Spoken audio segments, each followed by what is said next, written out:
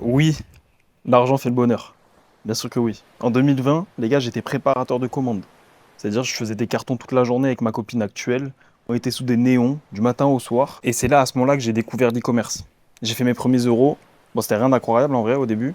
Mais c'était assez pour me dire, ok, peut-être qu'il y a autre chose, peut-être qu'il y a une autre voie que ce qu'on nous propose initialement. Bref, les années sont passées. Et là, aujourd'hui, bah, j'ai fait plus de 5 millions d'euros de chiffre d'affaires grâce au e-com sur Google Ads. Je vis à Dubaï, je pars aux vacances aux Maldives en pleine semaine. J'ai une supercar qui m'attend au show à Dubaï. J'ai accès à des lieux, à des objets, à des personnes que je regardais avant sur YouTube. Et je dis pas ça pour flex, je dis ça juste parce que sinon, en fait, tu peux te dire, ouais, mais le mec, il parle, mais il sait pas de quoi il parle. Sauf que je sais, en fait, moi, je suis passé des deux côtés. Donc oui, je peux parler de ce sujet qui est l'argent et pas en théorie. Et c'est pas non plus en mode philosophe, c'est juste par mon vécu de personne qui a fait plus de 5 millions d'euros de chiffre d'affaires avec plusieurs business, dont surtout l'e-commerce avec Google Ads, où ça m'a fait un gros cash flow quand même. Quand j'ai gagné de l'argent, à un moment, je me suis posé une question assez simple, c'est ok, maintenant j'ai de l'argent, est-ce que ça change vraiment quelque chose d'avoir de l'argent, oui ou non? Donc du coup, pour répondre à la question, ce que j'ai fait, c'est que j'ai testé.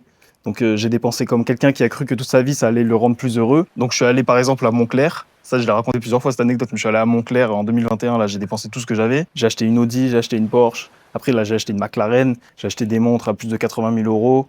Bref, tout ce que moi j'associais au bonheur. Et en vrai, honnêtement, au début, oui, c'était incroyable. En fait, ça te donne un shoot, ça te fait une montée. Tu vois, ça te fait une montée d'adrénaline. Tu te dis, putain, de dopamine même. Tu te dis, j'ai gagné en fait. C'est bon, c'est fin du jeu. Mais sauf qu'en fait, je vais être honnête, il y a un moment, en fait, c'est juste un truc d'ego. En fait, c'est juste une revanche que tu veux.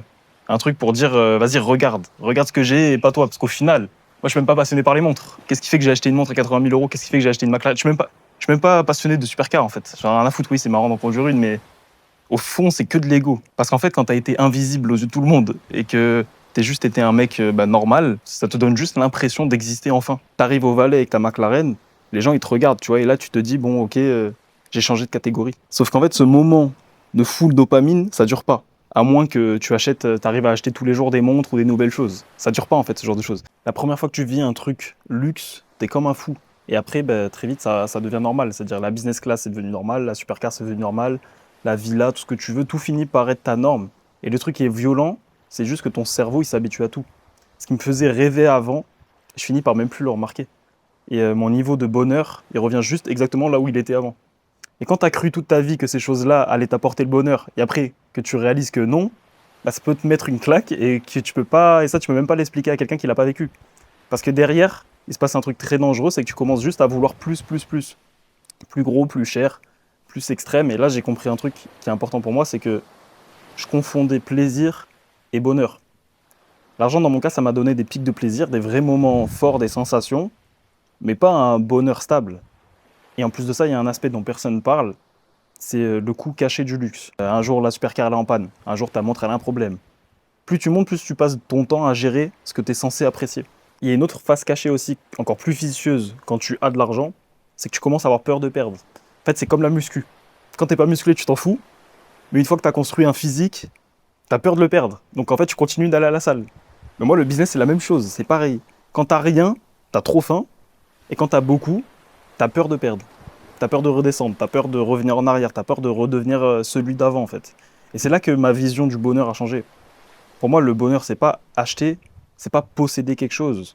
Le vrai bonheur, c'est juste de pouvoir dire non. Si j'ai pas envie de mettre de réveil, en fait, je te mets pas de réveil. Si j'ai pas besoin de rendre des comptes à patron. Si je veux aller aux Maldives comme ça sur un coup de tête, sans demander l'autorisation, je le fais en fait. Si aujourd'hui je réponds honnêtement à la question, voilà ce que je peux dire pour moi, c'est que oui, l'argent fait le bonheur, mais pas parce que il permet d'acheter des trucs. Pour moi, ça fait le bonheur parce que ça te permet d'enlever des chaînes. Ça t'enlève la peur du lundi matin, ça t'enlève le sentiment d'être coincé, ça te crée de l'espace mental quand l'argent est bien géré. Et pour moi, le vrai luxe, c'est pas la voiture, c'est pas la montre, c'est pas les chiffres que j'ai sur mon compte ou ce genre de choses. Le vrai luxe, c'est d'aller aux Maldives si j'ai envie, d'inviter ma copine en business class. C'est de plus être enfermé dans une vie aussi que j'ai pas choisie. Donc oui, dans mon cas, l'argent a fait le bonheur. Mais aujourd'hui, si je continue le business, j'essaie de faire en sorte que ce soit pas pour accumuler plus en fait. Mais juste pour protéger le seul truc qui compte vraiment pour moi, c'est d'avoir le choix. C'est d'avoir la liberté de vouloir faire ce que je veux. Donc c'est difficile de dire ça alors que je m'achète des McLaren, je m'achète des montres, je monte que ça toute la journée. Mais en fait, c'est la vérité, c'est qu'au final, pourquoi est-ce que je fais tout ça?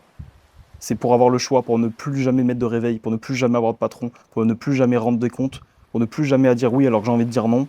C'est tout en fait. Pour moi, c'est le plus important et c'est ce pourquoi vous devriez lancer votre business. C'est ce pourquoi, dans le fond, vous devriez vous lancer. Vous ne devriez pas vous lancer pour des supercars. Vous ne devriez pas vous lancer pour avoir des montres, ce genre de choses. Ça, c'est que de l'ego. Et moi, j'ai un vrai problème d'ego dans le sens où si je fais ça, c'est pour avoir le regard des autres, pour me sentir un peu super-héros. Je sais pas, c'est ce que tout le monde fait d'ailleurs, hein. Pourquoi est-ce que des gens vont en boîte et lâchent 5K comme ça dans le vent alors que tout le monde sait que c'est de la merde? Mais les gens le font pour leur ego. On fait tous des choses par ego, mais au bout d'un moment, lancez votre business pour les bonnes raisons et vous allez voir que vous allez réussir. Moi, dans le fond, pourquoi est-ce que je l'ai fait? C'est pas pour les supercars ou autres. En fait, je m'en foutais des supercars. Si je l'ai fait, c'est juste pour pouvoir inviter mes parents à Dubaï si j'ai envie, ou d'inviter ma copine, etc. Et surtout, ne plus jamais avoir de putain de patron, en fait. Ça, c'est quelque chose où tous les matins, je me réveille et je me dis que j'ai énormément de chance. Donc oui, dans mon cas, l'argent a fait le bonheur. Et aujourd'hui, si je continue le business, j'essaie juste de faire en sorte que ce soit pas pour accumuler plus, mais juste pour protéger le seul truc qui compte vraiment pour moi, c'est d'avoir le choix, d'avoir la liberté. Bon, j'ai regardé un peu ce que j'ai tourné hier là, mais franchement, pour moi, la conclusion, parce que j'ai oublié de conclure en fait hier, pour moi, la vraie conclusion, ça serait qu'on va prendre deux personnes.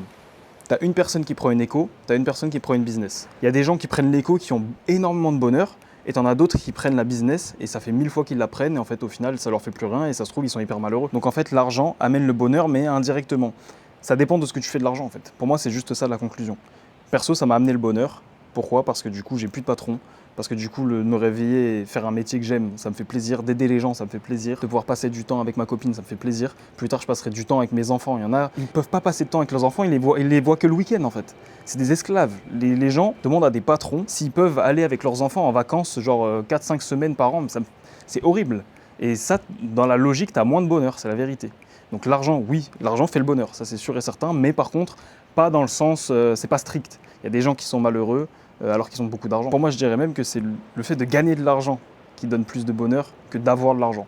Je pense que tu compares une personne qui est devenue self-made millionnaire, comme je le suis, avec un héritier, je pense que je suis plus heureux que quelqu'un qui a eu de l'argent à la naissance. Donc pour moi, la conclusion la plus importante que je peux vous dire, faites de l'argent, comme ça, vous pourrez vous aussi répondre à cette question directement. Allez, c'était Gaspard, dites-moi en commentaire ce que vous en pensez. À très bientôt.